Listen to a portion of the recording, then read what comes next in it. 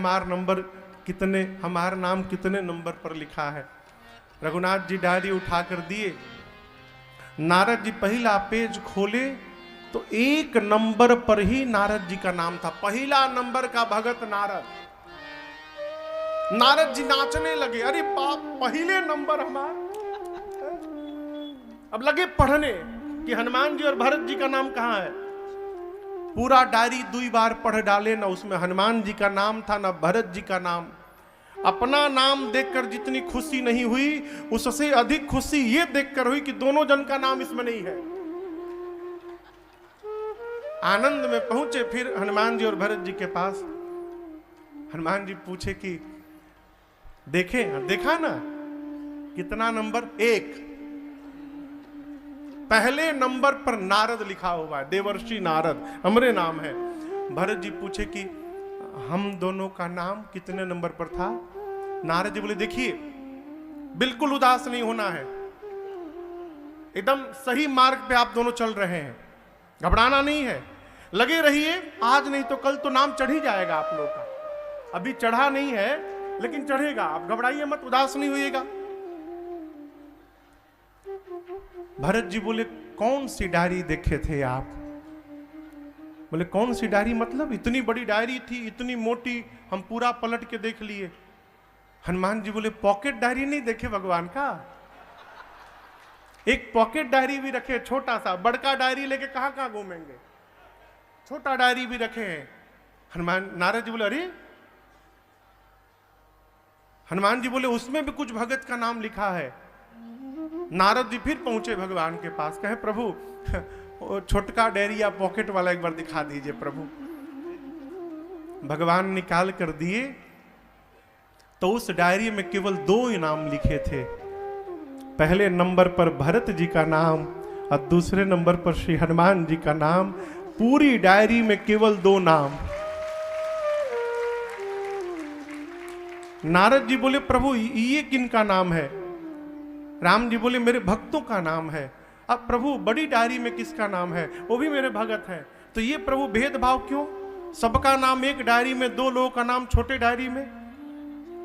भगवान बोले, नारद जी बड़की डायरी में जितने नाम है ना, वो मेरे वो भक्त हैं जो मुझको याद किया करते हैं। आई छोटकी डायरी में जो 2 नाम है, ये मेरे वो भक्त हैं जिनको राम याद किया करता है दिन रात। ये मूल अंतर है। क्या श्रेष्ठ जीवन है भरत जी का हो। जग जप राम राम जप जे। पूरा संसार राम राम जपता है। राम जी दिन रात भरत भरत जपते हैं। देवगुरु बृहस्पति ने इंद्र को समझाया, कल्याण चाहते हो तो भरत जी को दंडवत करो। देवताओं के साथ देवलोक से ही देवराज इंद्र भरत जी को प्रणाम करते हैं। इधर भरत जी पूरे समाज के साथ चल रहे हैं। कल आपको सुनाया था कि राम जी जिस गांव के बगल से गुजरते हैं, गांव वाले बाहर आ जाते हैं और बाहर आके बात करते हैं, दोनों कहां से आए होंगे, इतने सुंदर हैं, अपने आप प्रकट हो गए होंगे। जैसे उस गांव के बगल से भरत जी गुजरे, बच्चे गांव के बाहर खेल रहे थे। बच्चों ने भरत शत्रुघ्न जी को देखा, सांवला गोरा। उधर राम लक्ष्मण जी भी सांवले गोरे थे। बच्चे भागे गांव की ओर, जाकर अपने अपने घरों में माता पिता से बोले, उस दिन जो दोनों आए थे फिर आ गए। कोल भीलों का पूरा गांव टूट पड़ा। गांव के बाहर पूरे लोग गांव की आके खड़े हो गए। लाठी ले लेके बूढ़ बूढ़ लोग खड़े हैं, देख रहे हैं। वही है क्या, लग तो उनके जैसे ही रहे, सांवले गोरे हैं। एक ने कहा, नहीं नहीं वो नहीं है, उनके साथ तो एक स्त्री थी, इनके साथ तो विशाल सेना और समाज दिख रहा है, वो नहीं है ये।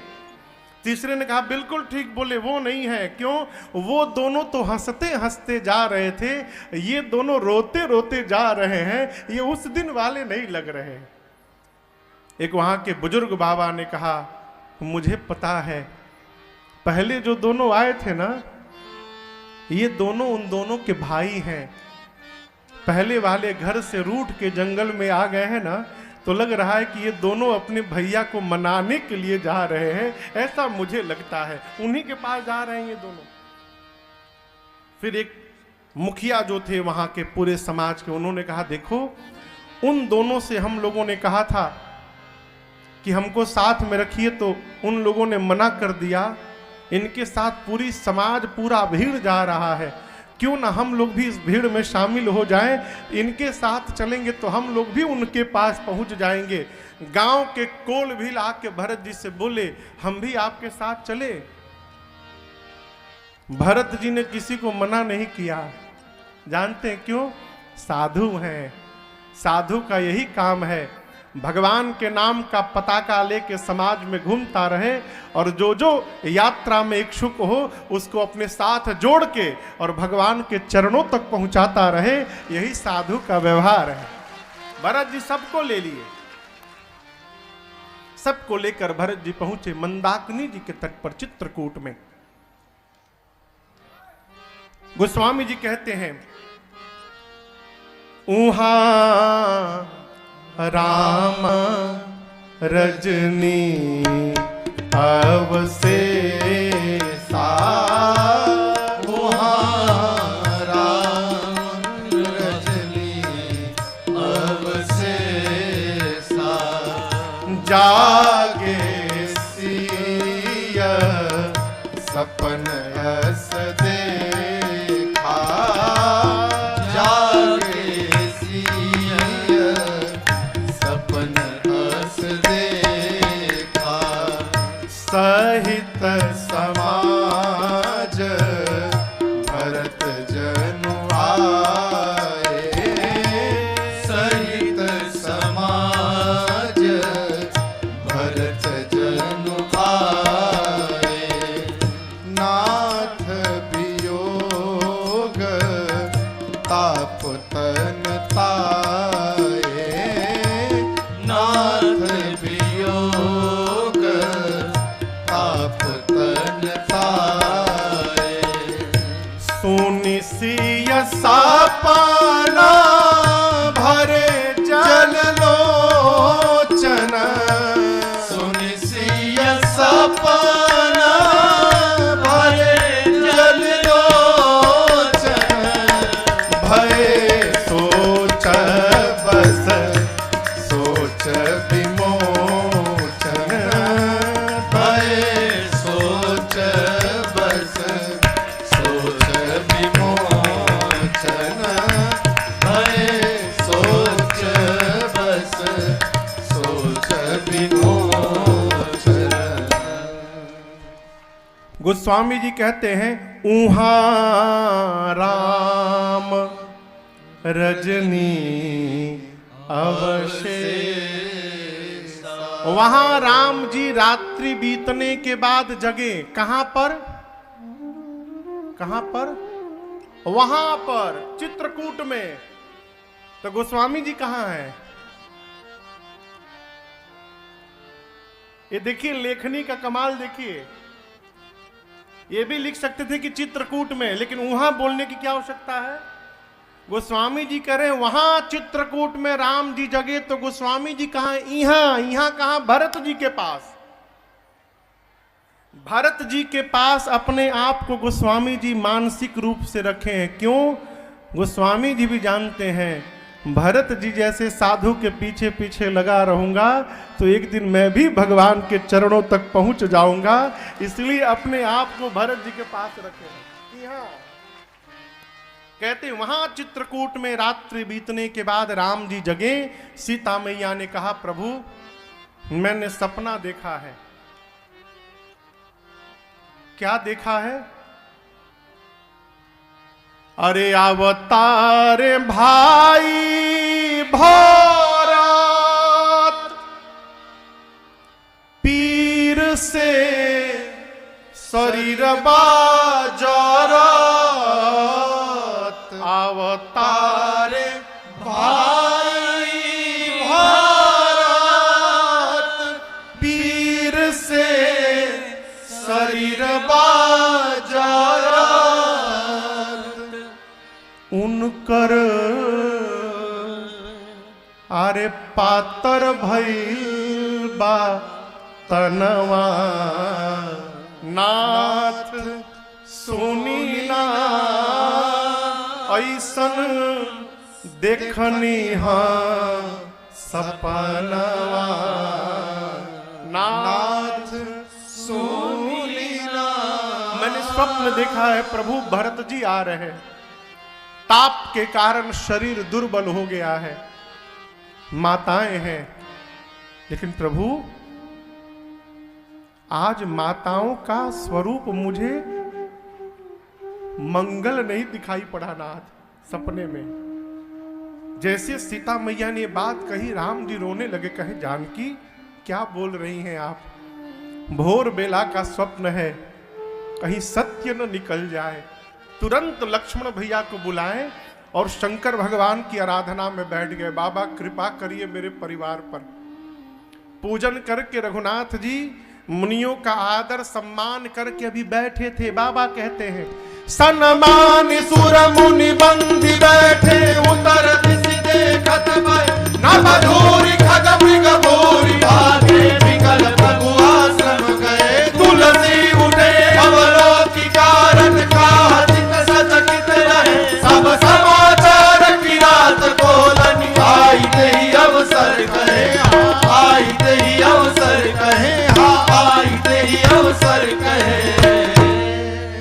मुनियों का आदर सम्मान करके परमात्मा बैठे थे, तब तक अचानक उत्तर दिशा की आकाश में दृष्टि गई। पूरा आकाश धूल से भर गया, पक्षी चहचहा कर भागने लगे। भगवान व्याकुल होकर आश्रम में दौड़े, जाकर देखे कोल भील रघुनाथ जी को ढूंढ रहे हैं। कोल भीलों ने कहा प्रभु दंडवत, आपके जैसे कोई भाई है क्या आपके, आप ही के रंग के? राम जी बोले हाँ। उनका नाम भरत है प्रभु। राम जी बोले हाँ क्या हुआ? प्रभु भरत जी आ गए हैं।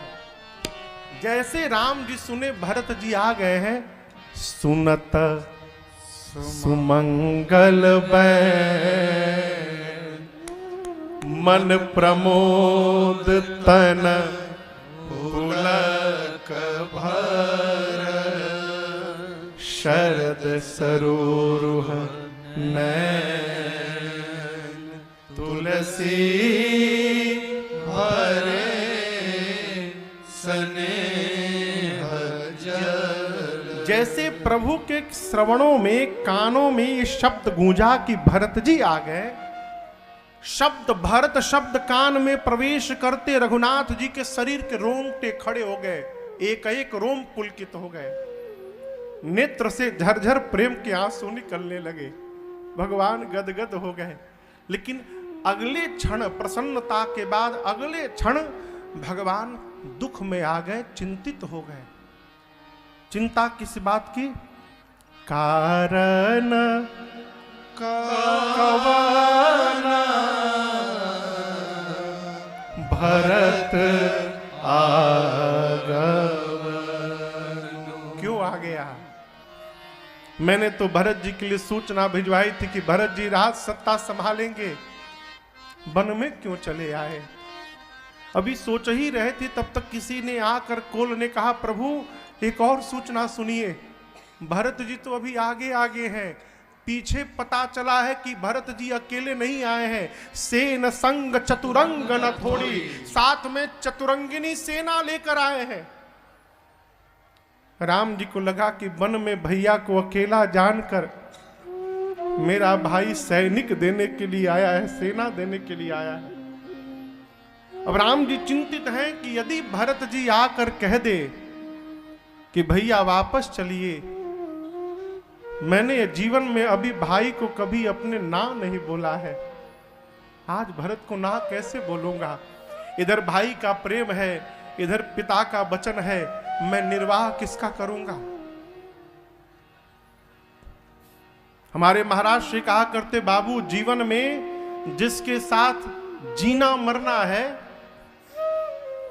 जिसके साथ जीवन भर यात्रा करनी है, सबसे पहले उसके स्वभाव को जानने का प्रयास करना।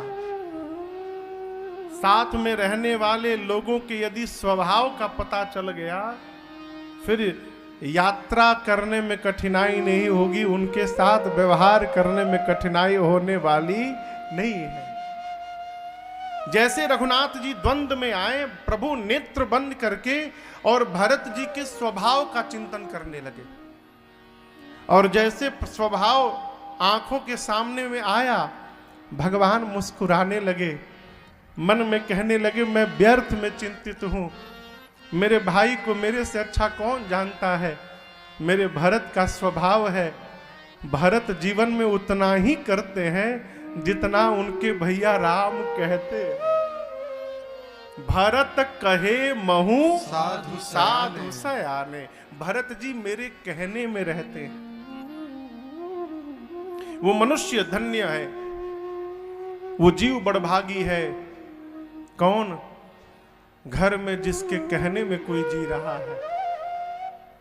यदि आपके परिवार में कोई भी, आपकी पत्नी, आपका बेटा, बेटी, भाई, सेवक कोई हो, यदि कोई आपके कहने में जी रहा है, अर्थात जितना आप कहते हैं सामने वाला उतना ही करता है, आप अपने को धरती का सबसे सौभाग्यशाली जीव समझिएगा। हम बड़भागी हैं। भरत जी का जीवन क्या है? भरत जी उतना ही करते हैं जितना राम जी कहते हैं। प्रभु सोचे ये मेरे भाई का स्वभाव है, कल भी भरत वही करेंगे जो मैं कहूंगा, फिर क्यों चिंता, आने दो भरत को। इधर लक्ष्मण जी भगवान के मुख पर चिंता की रेखाओं को देखकर लक्ष्मण जी आग बबूला हो गए। निकाल लिए बाण, चढ़ा लिए, धनुष पर मार दूंगा, इसको भरत को मार दूंगा, सेना लेकर युद्ध करने आ गया। ऐ खूब गरजे लक्ष्मण जी। आकाशवाणी भई, आकाशवाणी ने लक्ष्मण जी को संभाला। लक्ष्मण जी जय हो, जय हो, आपके भुजाओं के बल के बारे में क्या कहना, अद्भुत लक्ष्मण जी, जय जयकार हो आपकी। लेकिन लक्ष्मण जी, बुद्धिमान व्यक्ति कोई भी कार्य करने से पहले 100 बार विचार करता है। कार्य करने के बाद जो पश्चाताप करता है, ये बुद्धिमान व्यक्ति का लक्षण नहीं है। सहसा करी पाछे पछिताहि, कहाँ ही वेद बुध ते बुध नाही। रघुनाथ जी बोले लक्ष्मण तुमने बहुत अद्भुत बात कही। अब यहां देखिए रघुनाथ जी के साथ कितनी समस्या है, आप इसका दर्शन करिए। लक्ष्मण जी प्रभु प्रेम में अपना सर्वस्व त्याग करके साथ में आ गए हैं। भरत जी सर्वस्व छोड़ के यहां आए हैं।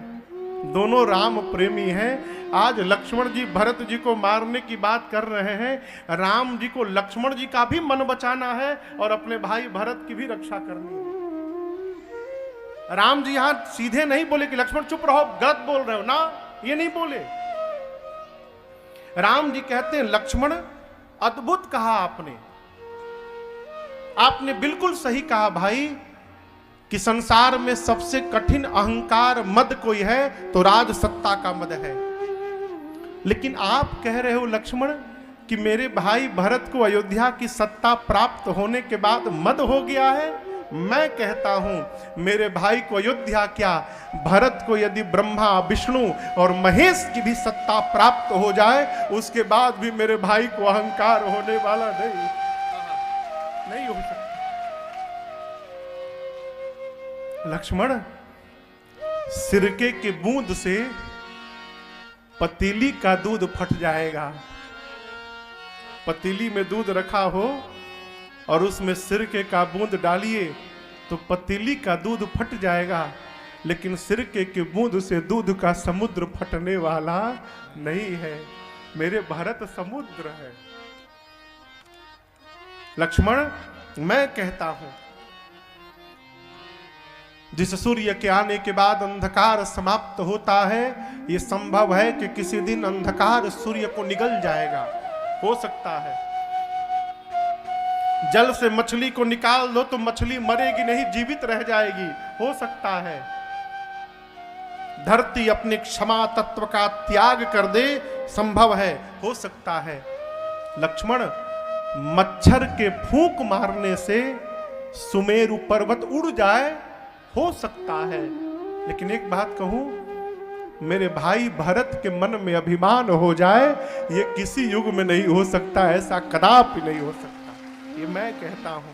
और राम जी कहते कहते तो इतना कह दिए, लखन तुम्हारी सौगंध, अयोध्या में बैठे पूज्य बाबूजी की सौगंध लेकर कहता हूं, पूरी सृष्टि में मेरे भरत जैसा दूसरा कोई भाई नहीं है। जैसे प्रभु ने भरत जी की प्रशंसा की है, लक्ष्मण भैया को भी अपनी वाक्य पर ग्लानि हुई। इधर मंदाकिनी जी के तट पर भरत जी प्रातः काल जगे, गुरुदेव एवं माताओं के पास जाकर अनुमति लिए, आज्ञा मिले तो सबसे पहले मैं भैया के चरणों का दर्शन करना चाहता हूं। अनुमति मिली, शत्रुघ्न भैया को साथ में लिए, निषाद राजगुरु अगुवाई किए और भरत जी उनके साथ चलने लगे।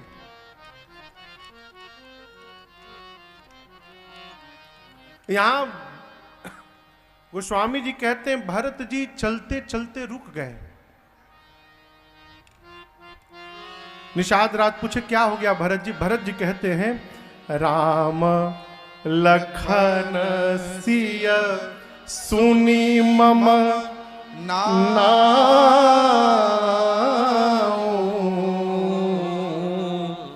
उठी जनी अनत जाहि तज निषाद जी, अयोध्या में मेरे आने से पहले भैया वन में क्यों आ गए आप जानते हैं? यदि अयोध्या में बने रहते तो इस पापी भरत का उनको मुख देखना पड़ता। इस पापी का मुख न दिखाई पड़े, इसलिए मेरे आने के पहले भैया वन में चले आए। कहीं उनको पता चल गया कि भरत वन में भी आ गया है तो मेरे आने की सूचना सुनकर भैया चित्रकूट छोड़ के तो कहीं नहीं जाएंगे ना। यदि मेरे आने से उनको यहां से जाना पड़े तो निषाद जी मैं कहता हूं मैं उनके पास नहीं जाऊंगा। पहले ही अपने भैया को बहुत दौड़ा चुका हूं मैं, अब यहां से मैं आगे उनको नहीं भेजना चाहता, इसलिए मैं उनके सामने नहीं जाऊंगा। निषाद जी भरत जी को समझाते हैं।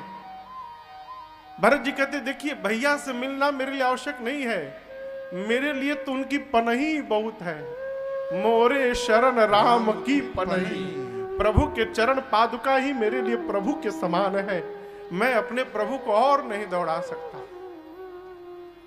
निषाद जी भरत जी को बरबस लेके जाते हैं। चित्रकूट में भगवान विचरण किए रहते हैं, जहां जहां भगवान जाते हैं भगवान के पांव के चिन्ह उखड़ते हैं। भगवान के पद चिन्ह में जीव के पद चिन्ह में अंतर है।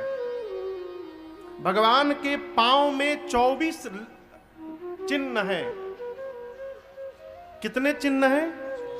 दाहिने पांव में 24 चिन्ह हैं, बाएं पांव में 24 चिन्ह हैं, कुल 48 चिन्ह। और उतने ही चिन्ह मेरी जानकी मैया के पांव में है।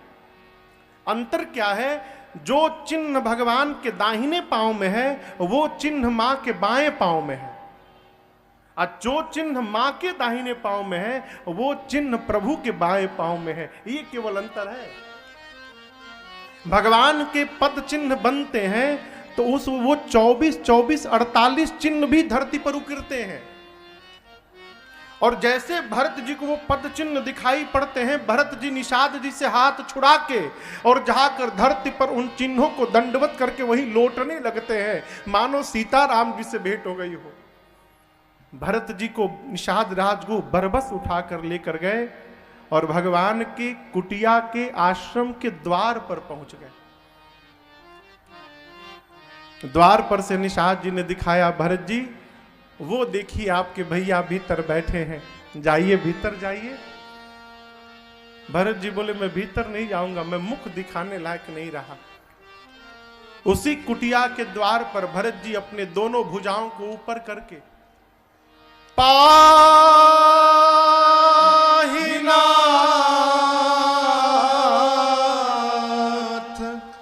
कही पाही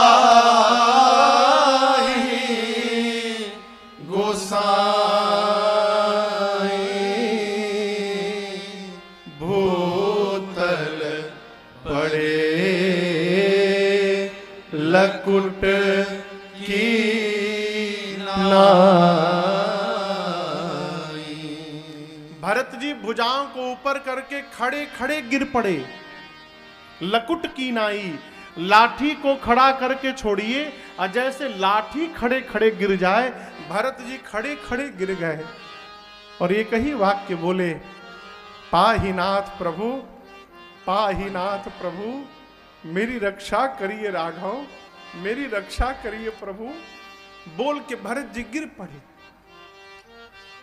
भरत जी के वाक्य, राम जी सीता जी बरगद के वृक्ष के चबूतरे पर बैठे हैं, लक्ष्मण जी नीचे बैठे हैं। राम जी ने कुछ प्रश्न पूछा है, लक्ष्मण जी प्रश्न का उत्तर दे रहे हैं। भरत जी की आवाज लक्ष्मण भैया के कानों में पहुंची। अब आप सोचिए, लक्ष्मण जी सुन गए, क्या रघुनाथ जी नहीं सुने होंगे?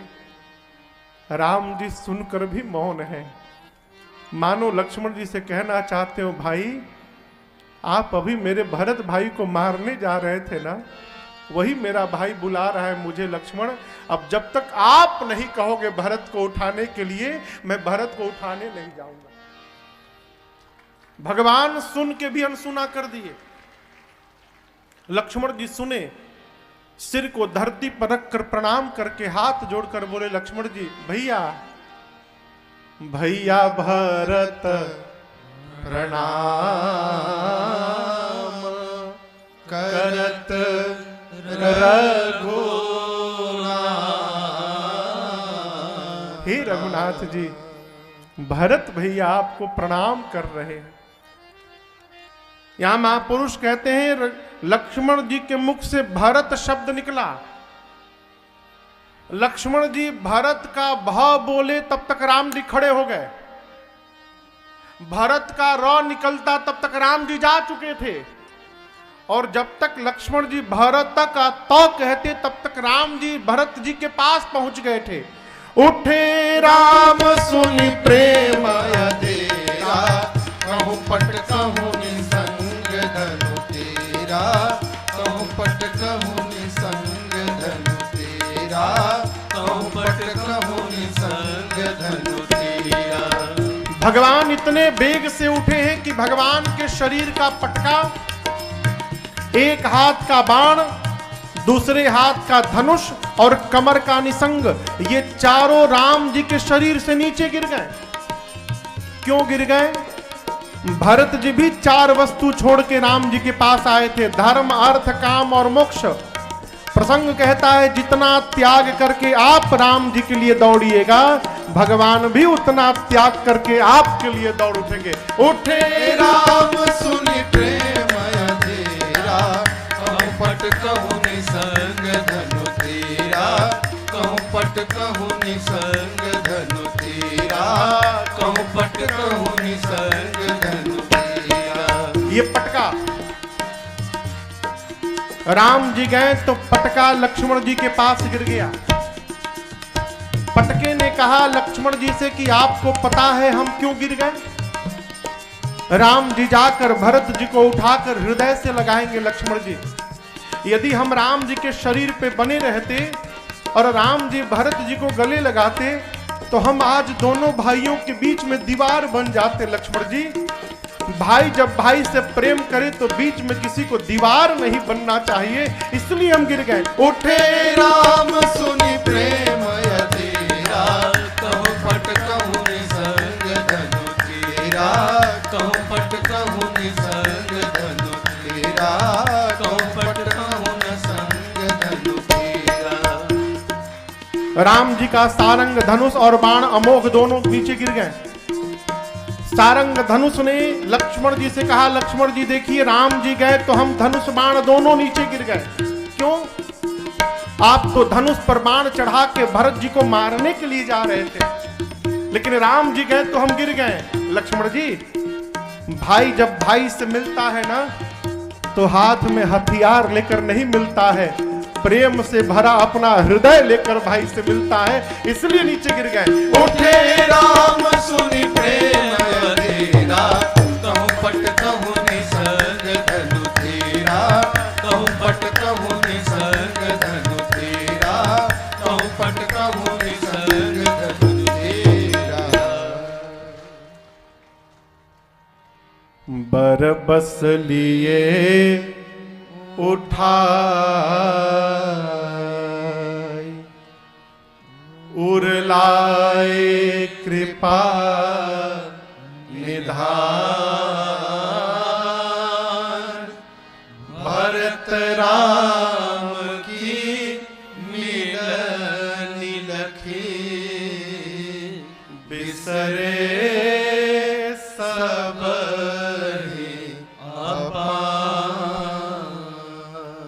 भरत जी धरा पर ऐसे करके गिरे हुए हैं। राम जी गए, लगे उठाने, भरत जी उठ नहीं रहे हैं। क्यों नहीं उठ रहे हैं? भरत जी जानते हैं कि जैसे मैं उठूंगा ये मेरा पापी मुख भैया के सन्मुख चला जाएगा। भरत जी उठ ही नहीं रहे। कोई जमीन पर पड़ा हो, आप उसको तब तक नहीं उठा सकते जब तक वो न उठना चाहे। वो यदि अपना शरीर छोड़ दे पूरा, तो आप उठाने वाले नहीं हैं। यहां बरबस प्रभु ने भरत जी को उठाया है, और उठाने के बाद राम जी भरत जी का मुख नहीं देखे। आप दर्शन करिए, गोस्वामी जी कहते हैं बरबस लिए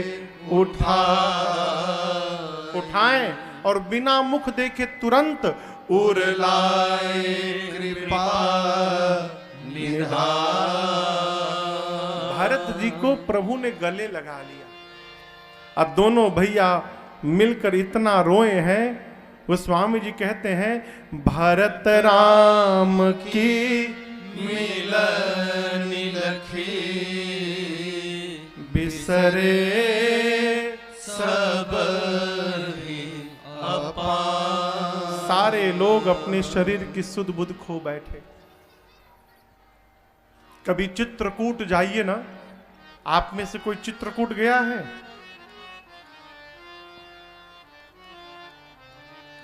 बस 20-25 लोग, 100 लोग, हाँ चलिए 150 लोग, ठीक है।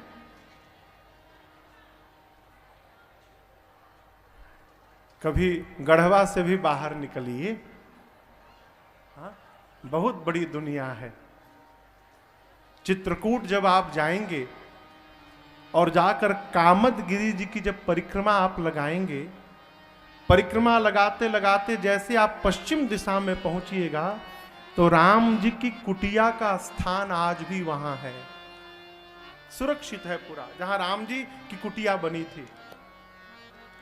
जिस समय राम जी भरत जी गले लगे हैं, उस समय दोनों भाइयों के प्रेम का दर्शन करके वहां जो पत्थर थे नीचे, वो सारे पत्थर मोम की भांति पिघल गए। अब वो पिघले हुए पत्थर आज भी है वहां पर। सरकार ने उसको चारों तरफ से दीवार बनाकर घेर दिया है कि कोई उसको छेड़े ना। लोग जाकर उनका दर्शन करते हैं। कल्पना करिए, जिस प्रेम का दर्शन करके पत्थर द्रवित हो गए होंगे, उस प्रेम का दर्शन करके वहां जो जीवित होंगे उनकी क्या दशा हुई होगी। गोस्वामी जी तो अपना कलम नीचे रख दिए, बोले अब मैं इसके आगे वर्णन नहीं कर सकता। अगम स्नेह भरत रघुबर को, जहाँ न जाई मन विधि हरि हर को, सो मैं कुमति कहूं के ही भांति, बाज सुराग की गांडर ताती। चारों भैया परस्पर एक दूसरे से मिले हैं। निषाद राजगुरु ने प्रणाम किया, कहा प्रभु पूरा समाज आया है। राम जी गए, गुरुदेव को प्रणाम किए, माताओं को प्रणाम किए, समाज को लेकर आए हैं। चित्रकूट में कुल 5 बैठकी भई है।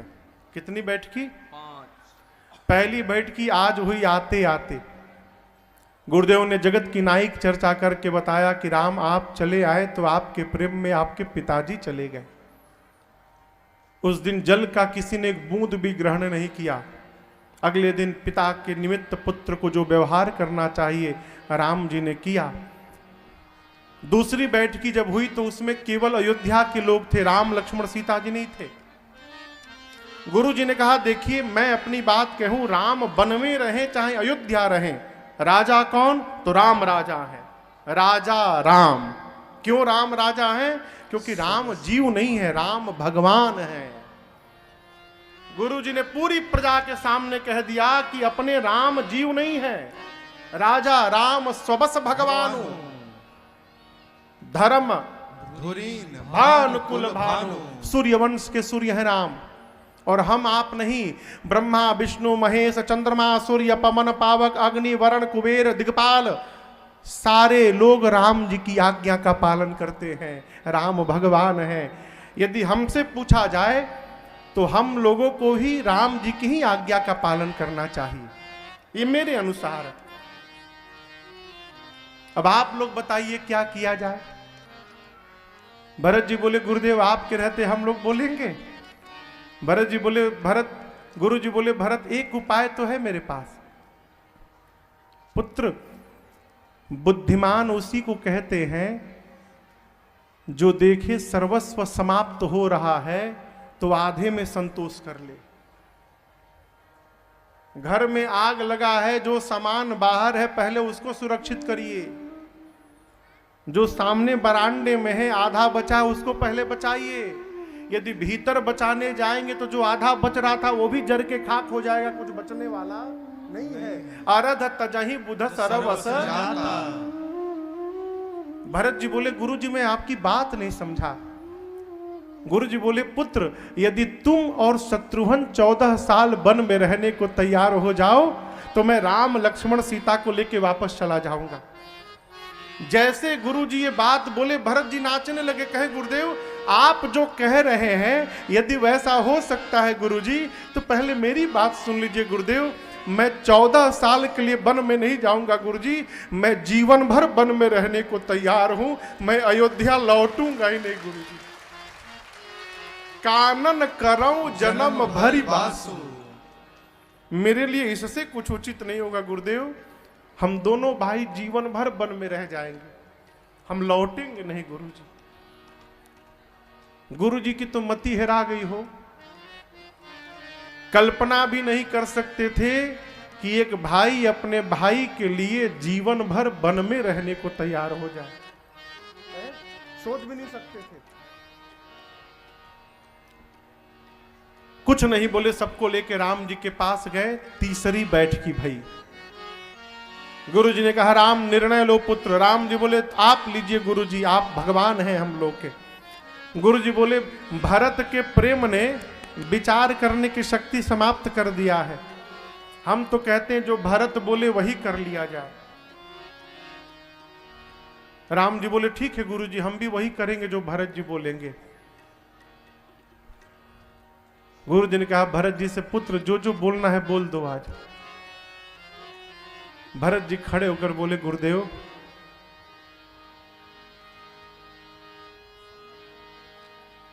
हमको जो जो बोलना था वो तो आप ही बोल दिए हैं।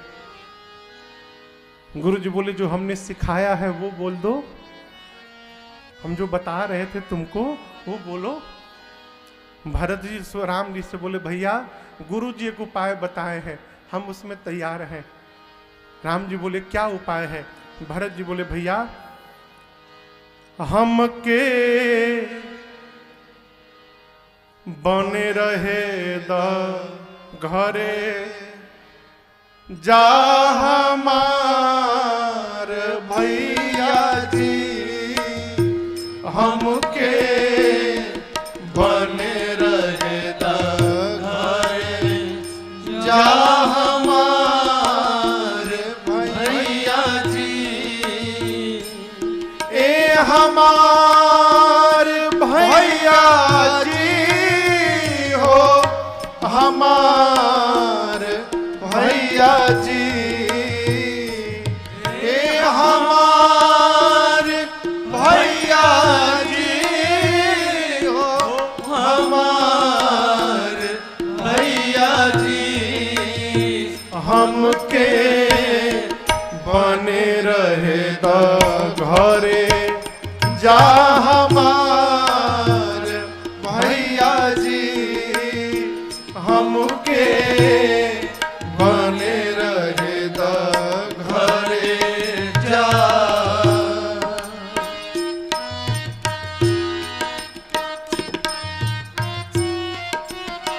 राम जी बोले आप अकेले कैसे रहेंगे?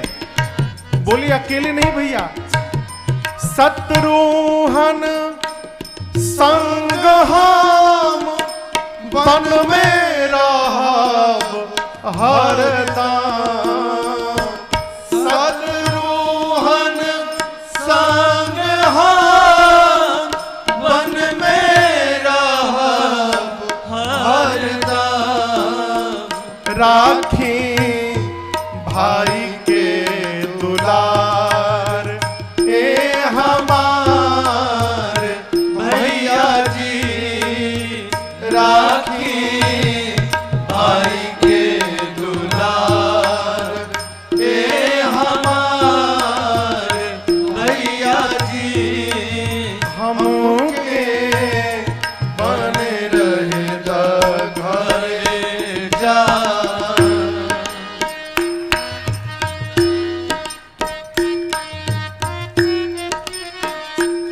राम जी मना कर दिए कि नहीं, आपको और शत्रुघ्न को मैं वन में नहीं छोड़ूंगा। बोले प्रभु फिर एक उपाय बतावे।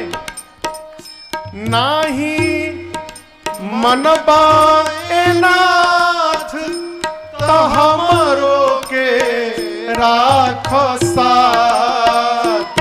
नाही मनबा ए नाथ तो हमरो के राख का भइल बा?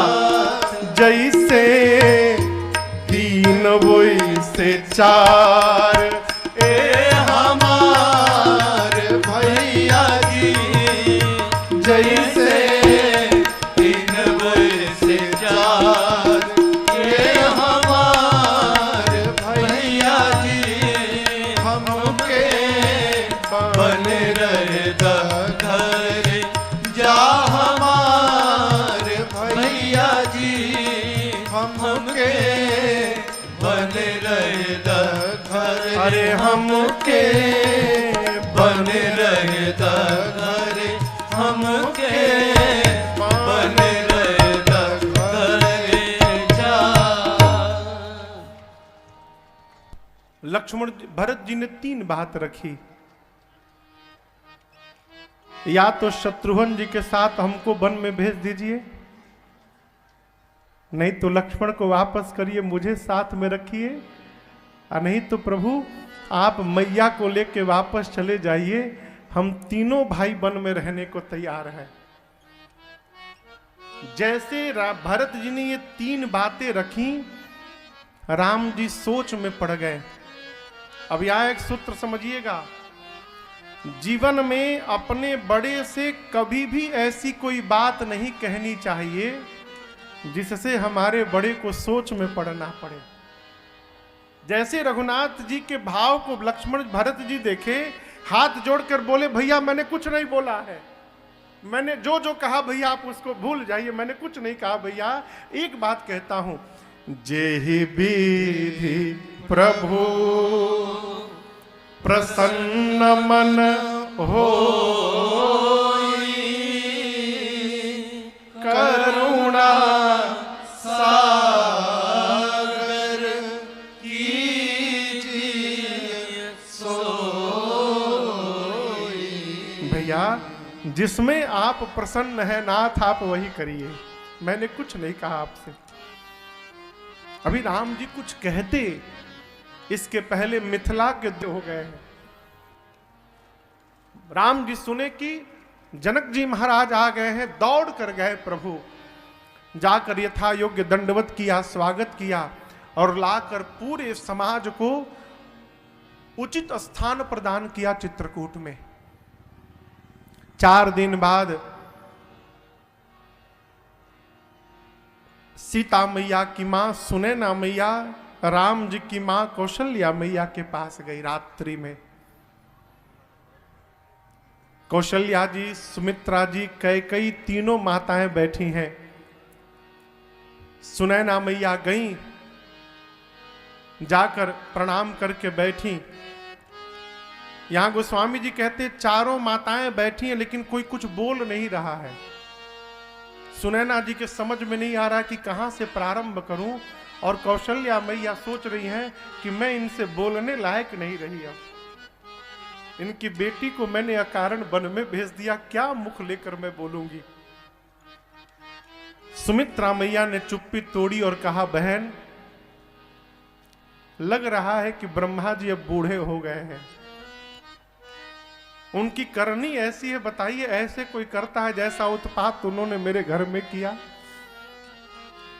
कौशल्या जी ने कहा, सुनैना जी मैं एक बात कहूंगी, आप उसको करेंगी मेरे लिए? सुनैना जी ने कहा, कहिए।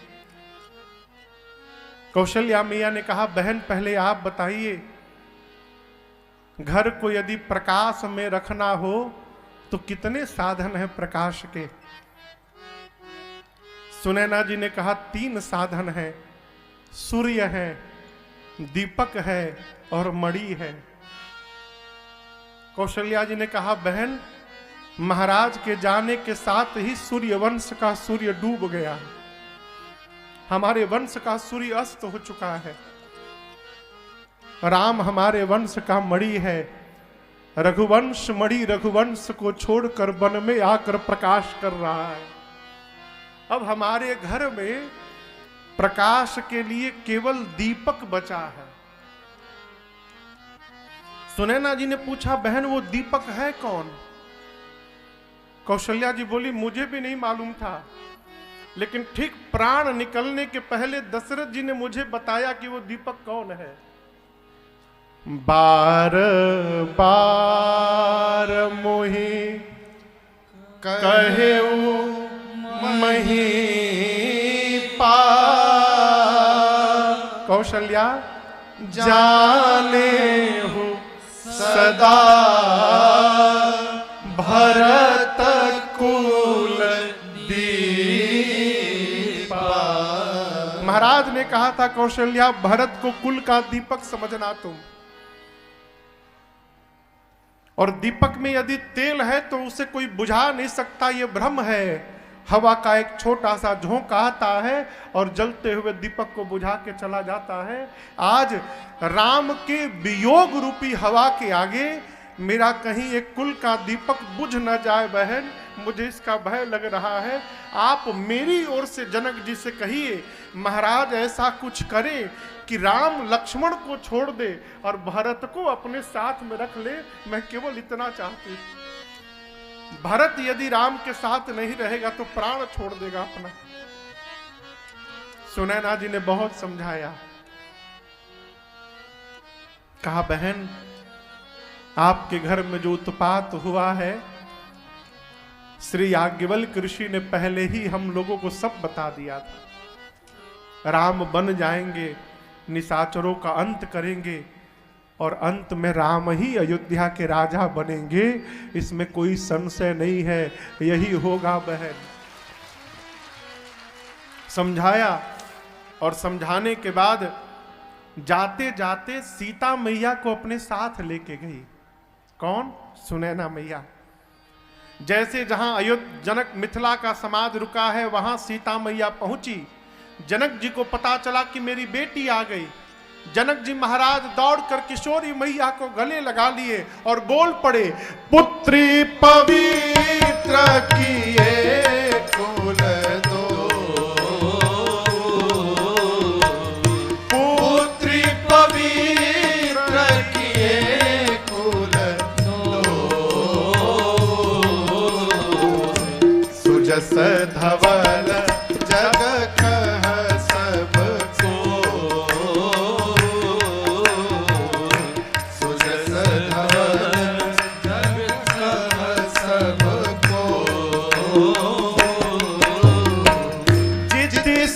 सरी की रति सरी तोरी, जीती सुर सरी की रति सरी तोरी,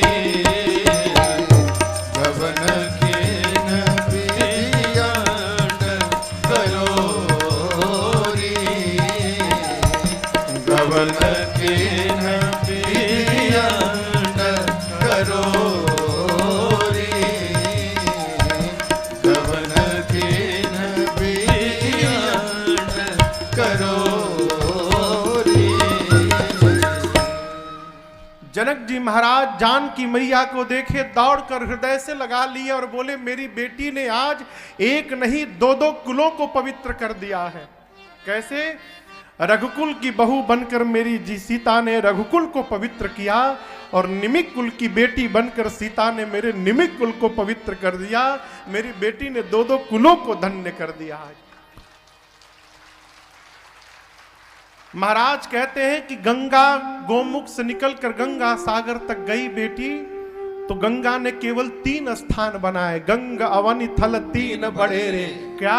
हरिद्वार, प्रयाग और गंगा सागर। लेकिन आज मेरी सीता की कीर्ति गंगा ने केवल धरती नहीं करोड़ों ब्रह्मांड को पवित्र कर दिया है। मैं बड़भागी हूं कि मैं सीता का पिता जनक हूं, मेरी बेटी ने मुझे धन्य कर दिया। ये प्रसंग कहता है घर में बेटियों का सम्मान बेटों से अधिक करिए।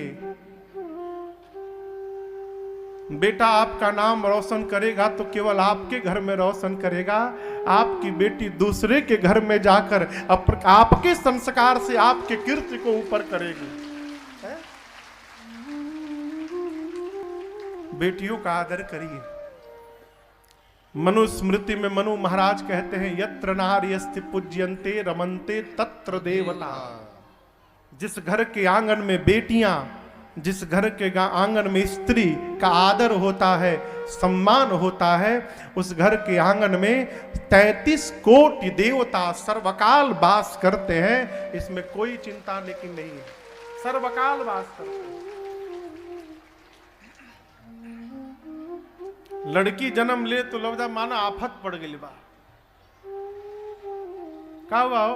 महाराज बेटी हो गई, मारे मुआ पर 2 ही थपड़ाऊ करे। एक लोग हैं उनकी 3 बेटी, मैं सत्य घटना सुना रहा हूं। 3 बेटी हुई, 3 के बाद बेटा हुआ। पहली बेटी हुई तो उसका नाम रखे थे आफत। ये सही का नाम है। दूसरी हुई तो उसका नाम रखे विपत्ति।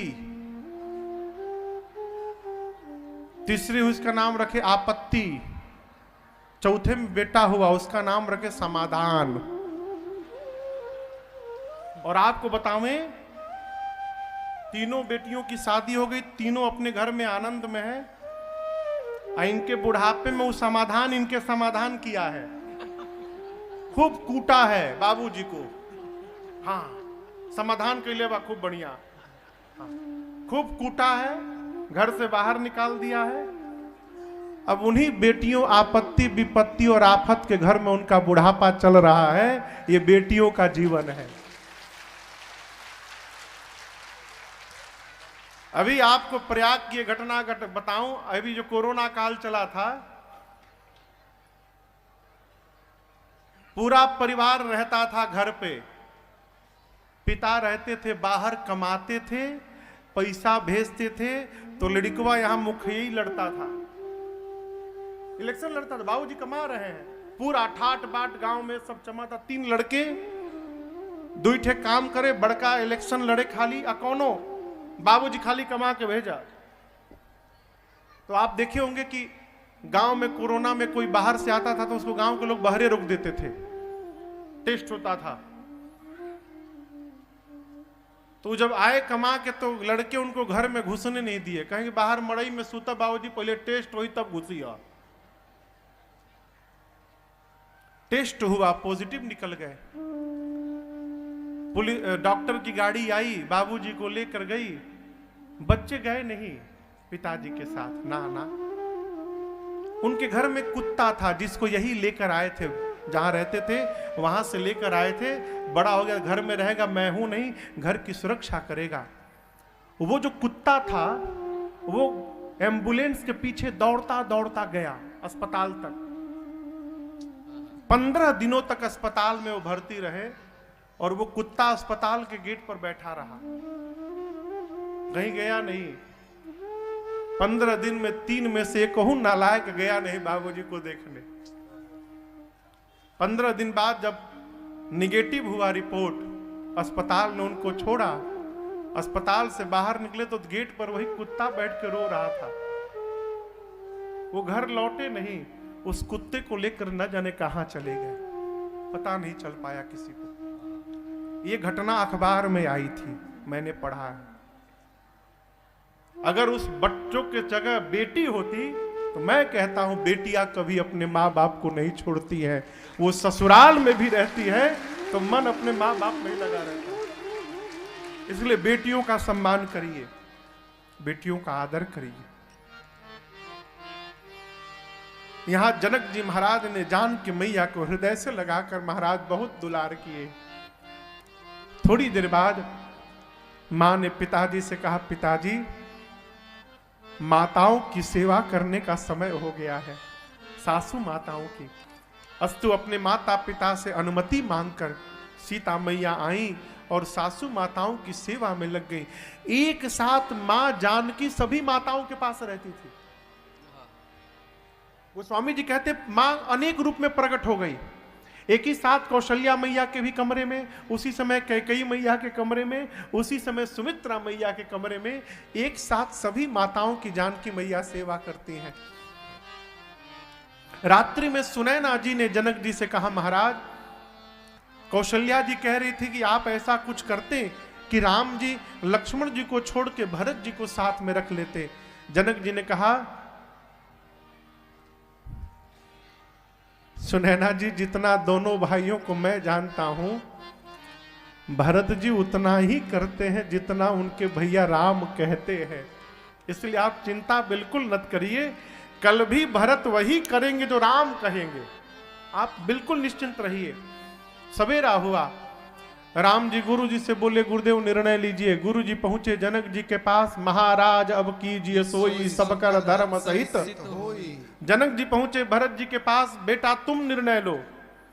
भरत जी बोले, पिता के रूप में आप हैं, भगवान के रूप में गुरु जी हैं, आप दोनों के रहते ही बालक निर्णय लेगा उचित लगेगा क्या? आप बड़े लोग निर्णय लीजिए। गुरु जी सबको लेकर पहुंचे राम जी के पास। ये चौथी बैठकी है चित्रकूट की। गुरुदेव ने कहा, राम तुम निर्णय ले लो। राम जी बोले, गुरु जी आपके चरणों की सौगंध लेता हूं, आप और जनक जी जो आज्ञा देंगे मैं उसी का पालन करूंगा। सारे लोग मौन हैं, कौन निर्णय लेगा? कोई कुछ नहीं बोला। अंत में भरत जी खड़े होकर बोले, भैया हम बताएं हम क्या चाहते हैं। राम जी बोले, बताओ। भरत जी बोले, जहां ले चलोगे वहीं मैं चलूंगा, जहां ले चलोगे वहीं मैं चलूंगा, जहां नाथ रख दोगे, जहां नाथ रख दोगे वहीं मैं रहूंगा, जहां ले चलोगे वहीं मैं चलूंगा, जहां ले चलोगे वहीं मैं चलूंगा।